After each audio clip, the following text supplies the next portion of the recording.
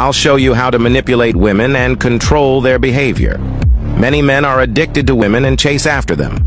But these losers will never succeed.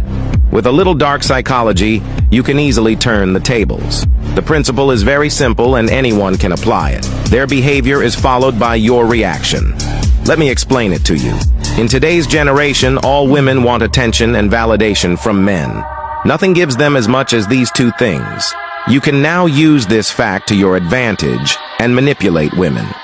If she does you wrong or does something you don't like, then you need to let her know and stop giving her attention. This will quickly make her realize that something is wrong and that she needs to change her behavior. However, if she has done something good, you need to acknowledge her for it and give her lots of attention.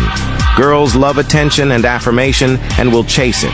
Any behavior that you respond to with love will be encouraged. With this method, you can eliminate her bad traits and encourage her positive ones. It really is this easy.